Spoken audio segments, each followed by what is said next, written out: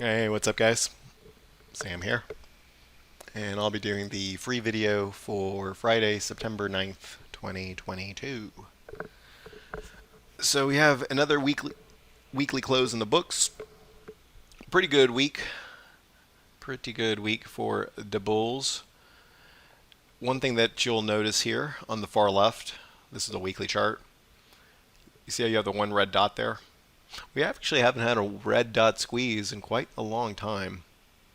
See that? They've all been either black dots or no squeezes. So this red dot squeeze is a very, very important first step. Now, the question that we have to answer is it a good first step for the bulls or a good first step for the bears? And I'm actually going to give you kind of both sides of the coin today, because one thing that always happens, especially on an up week or even just an up day, it happens, is folks will ask me in the gold room, hey, so you were pretty bearish. Have you changed your opinion? And the answer is no. Last week's video, and you can go back and watch last week's video here on YouTube. I showed you some, what I believe to be some pretty significant long-term signals. So a pop higher on a weekly basis changes absolutely nothing. And I was long coming into it, so I certainly, I certainly enjoyed it. But keep in mind one thing, right? Trading is just another word for timing. And so in this video, I'm kind of priming the pump here a little bit, because I'm going to tell you two things. And hopefully you can hold two ideas in your head. So with this weekly chart and this weekly pattern here, you see the magenta kind of trend lines here? I don't usually do a lot of trend line work, but those are just so clean that I have to acknowledge them. And you can see there the bang, and then you have another bang there. So I think that we can go higher first before we go much, much, much lower. Okay, so that's kind of the dichotomy that you have to hold in your head. I'm telling you up first, and then absolute obliteration after. So where can we go? Well, I think there's a very decent chance we could actually come all the way back up here and test the top of the trend line again, right? So that pink line here in the center screen right there, that's the same line as this, right? So you see how that pink line, the trend line, it overlaps with this red moving average. That's the daily 200. The dotted line right there is the yearly VWAP for the SPY. So in just one level right here, you see how I can encompass essentially at least three ideas. I could even argue four, but let's cover the three. The trend line, the magenta trend line, the red 200, and the VWAP. It just so happens the 200 and the VWAP are the two most important lines on this entire chart. The trend line, you can take it or leave it. It's fine. But right about here. So I do think that we can go higher. At the very least, I would look for us to test here, which is going to be the hourly 200 on SPY, which is roughly 411. Right? You see how it's nice and flat now? And in the event that we go even higher than that, I think we could come all the way back and basically test, let's call it 420 to 425 on SPY. Right? And the reason that is just because we have a little bit of an oversold bounce. So you do still have some coil, right? You've kind of, you had all this kind of energy that was burned up. You've reset it by coming down. It's kind of like, you have an air pump. You're going to fill up your bike with air. And so, it has the handle on top, and air comes out this way, right? And so what happens? You take the air pump, and you press down on the plunger down, and air comes out, right? Fills up your bike tires. But once the plunger is already at the floor, if you press down on it again, do you get more air? You don't. You have to let the plunger go back up before you can press it down again to get more air out of the pump, if that makes sense. So that's kind of the dynamic here, right? You had, basically this was the reset, if you will, of the air pump, and then you can try to go higher from there. So this is kind of what I'm viewing here as kind of the last stand for the bulls. It's really good, the last stand in general, as I see it, going into this next move here. So the second part of this is, while I think we can go all the way back up here in an optimistic scenario, roughly 425 or so, there's even a chance we could breach this high temporarily, right? Just to really kind of put the fear of God in folks that are short. But here's the second half of the story. Based on what I'm seeing, it's not going to last. It's not going to work. And this weekly squeeze will actually go up, will not trigger, and then it's going to trigger in a massive way to the downside. Right. So just kind of setting the stage there for that. Again, just kind of putting all the pieces together. We always kind of have to give the probabilities of what something is that can happen, and to me that seems to be the highest probability scenario that fulfills both outcomes. The bulls get their pop, they get to have one last battle here for the soul of the market. The soul of the market's right there. I think they will lose that battle.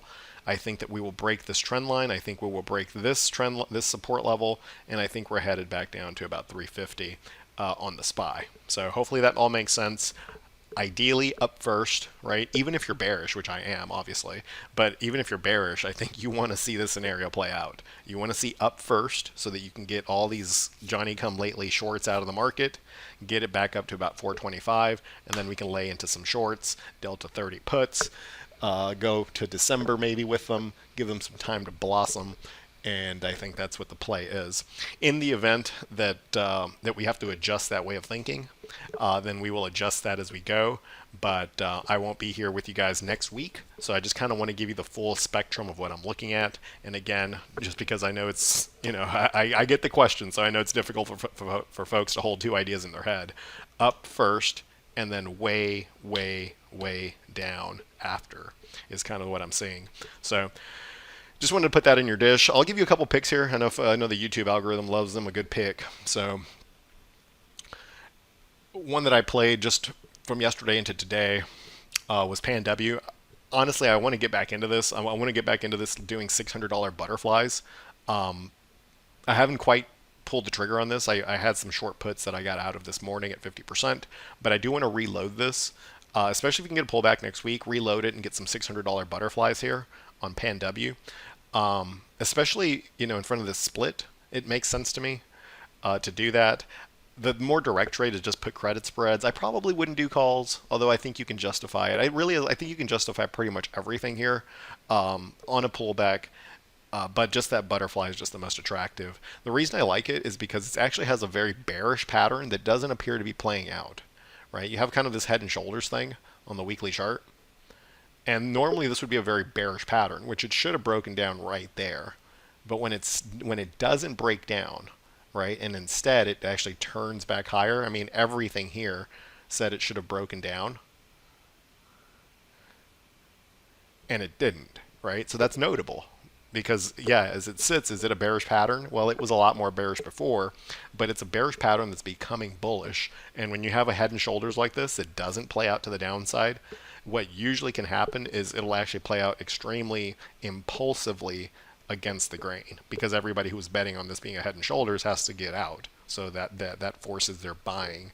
So I like PANW here as a play on the entire market. It's in a good sector. It has the best setup that I saw in the cybersecurity sector. So I think we can play this through $600 butterflies or call spreads or put credit spreads. Another one that I think is setting up here, I don't like the setup that much. And wow, did I leave a lot of money on the table. I got out of this way too soon, is Snow. And Snow here, I think there's a potential we can get this back into about 220, which is a major previous resistance level. Kind of just a little bit of a chill pattern here. Just kind of higher highs, higher lows. Is the pattern as good as what I just showed you on PANW? No. But it's close enough. It fits the bill. It's doing everything right. And I think the closer you can get it to about 183, which is the yearly VWAP, the better. And this one can be a good mover on that idea. One that I think needs to kind of stay at the top of our mind, because there's a potential on crude oil futures /CL. They broke under 86, and it looked like oil was headed back to zero. But then, as of today, just 2 days later, oil is back up above 86. So that might have been a bear trap in oil. And Exxon, I think, is a good way to play it. So with Exxon here, the setup remains the same. It's still quite good.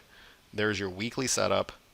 You have a weekly squeeze, a weekly trend oscillator that's completely correct, and two mid-level buy signals in the context of a stacked moving average. And even though oil was threatening to die, Exxon here never even came close to closing below its weekly 8, which is the most impulsive moving average I would use.